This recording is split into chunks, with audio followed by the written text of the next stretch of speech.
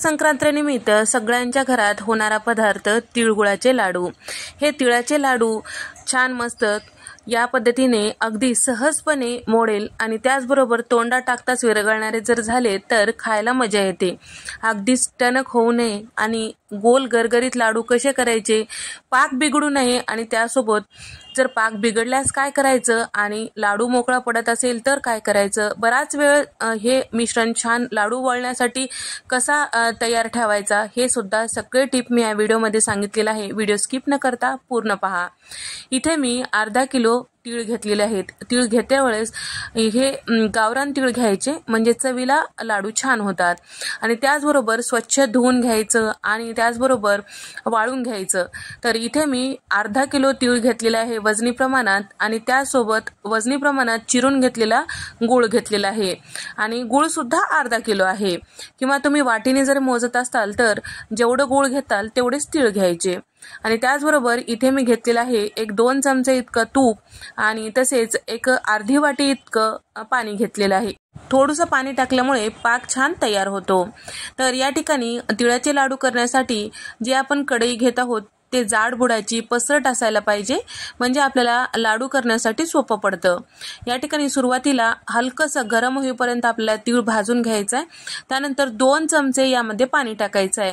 पाणी टाकल्यामुळे नेहमीच्या तिळापेक्षा हे तीळ जे आहेत थोडेसे दुप्पट फुलल्या जातात आणि लाडू सुद्धा मस्त खमंग खुसखुशीत लागतात। तर या ठिकाणी छान हे तीळ तळतळेपर्यंत कमी गॅसवर परतून घ्यायचं आहे। मोठ्या गॅसवर भाजायचे नाही आणि मोठ्या गॅसवर जर भाजताल तर तीळ लगेच करपतात आणि तीळ छान तडतडेपर्यंत आपल्याला भाजून घ्यायचं आहे। तडतड असा आवाज येऊ लागला आणि थोडेसे तीळ असे चटकू लागले तर त्यावेळेस समजायचं आपले तीळ भाजले गेलेले आहे।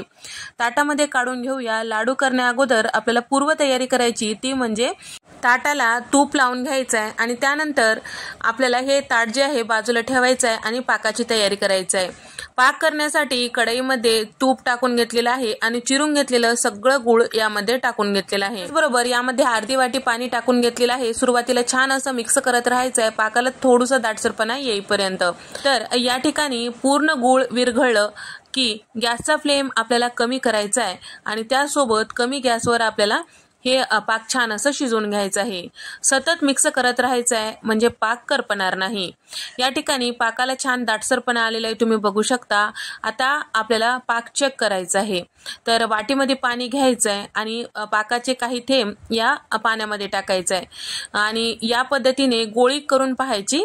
तर गोळी तर बनत आहे पण अगदी मऊसूद म्हणजे ज्या पद्धतीने जेली चॉकलेट असते त्या पद्धतीने किंवा जेली खायची असते त्या पद्धतीने अगदी मऊसूद लागत आहे म्हणजे पाक आणखीन तयार झालेला नाही, थोडंसं आणखीन शिजवून घ्यायचं आहे। यावेळेस आपल्याला तीळ टाकायचे नाही। जर यावेळेस चुकून तीळ टाकताल तर लाडू वळल्या जात नाही।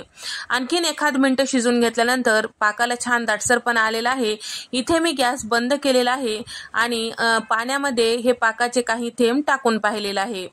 तर या ठिकाणी जेव्हा आपण पाकाचा गोळा बनवत आहोत त्यावेळेस छान असं गोळा बनत आहे आणि याला थोडंसं असं घट्टपणा आलेला आहे। अगदीच टणक करायचं नाही। आपण हाताने जेव्हा याला छान दाबतो त्यावेळेस व्यवस्थित दबल्या गेलं पाहिजे तर आपले लाडू छान मऊ होतात। अगदीच टणक करताल तर लाडू कडक होतात।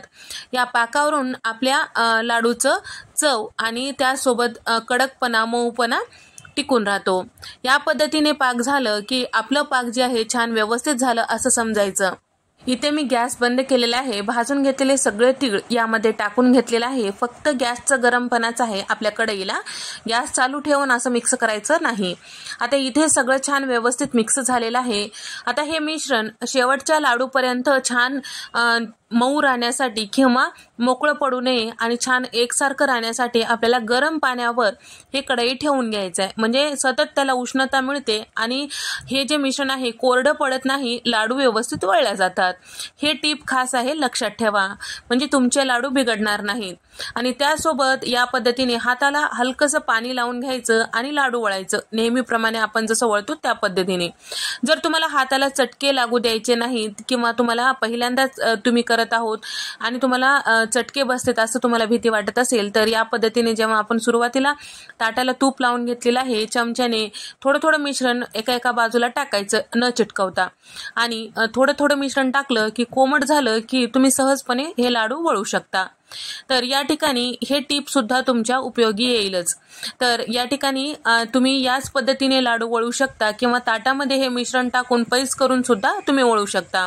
थोडंसं कोमट झालं की हाताला थोडंसं पाणी लावून घ्यायचं आणि आपल्याला हे लाडू वळून घ्यायचे। पाणी लावल्यास लाडू खराब होत नाही हे सुद्धा लक्षात ठेवा। तर या ठिकाणी तुम्ही नेहमीप्रमाणे या पद्धतीने लाडू वळू शकता किंवा या पद्धतीने ताटामध्ये मिश्रण वेगवेगळं टाकून सुद्धा तुम्ही वळू शकता।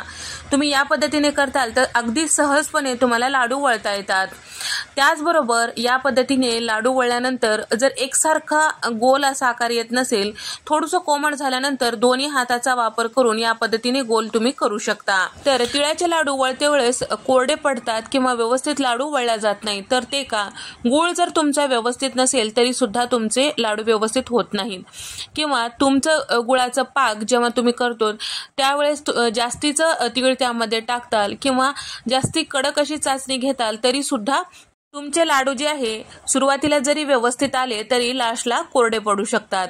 त्यावेळेस हलकंसं गरम करून घ्यायचं, मग लाडू वळायचं आणि शक्यतो प्रमाणापेक्षा जास्त कोणताही पदार्थ वापरायचा नाही, अंदाजे तर करायचंच नाही।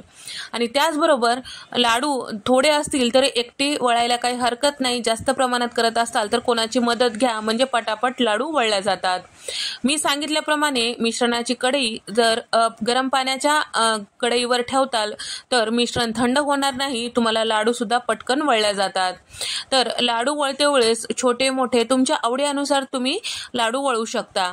तर घेतलेल्या प्रमाणानुसार इथे 1 किलो लाडू भरल्या गेलेला आहे। तर लाडू या पद्धतीने छान व्यवस्थित होण्यासाठी भरपूर टिप्स मी इथे दिलेले आहे, नक्की फॉलो करा, तुमचे लाडू व्यवस्थित होतात। तर लाडू बसके होतात किंवा चिवट होतात ते कारण तर पाक छान होण्या अगोदर जेव्हा जेलीसारखं पाक होतो त्यावेळेस तुम्ही मिश्रणामध्ये तीळ टाकून लाडू बांधताल तर आपण किती जरी गोल केलं तरी सुद्धा ते गोल होत नाहीत, बसके होतात। त्यासाठी गोल लाडू गरगरीत होण्यासाठी जेली पाकपेक्षा थोडंसं कडक व्हायला पाहिजे, अगदीच कडक नको। या पद्धतीने तुम्ही लाडू करून पहा, तुमचे लाडू सुद्धा मस्त होतील। व्हिडिओ आवडल्यास लाईक करा, शेअर करा आणि सबस्क्राईब करायला विसरू नका।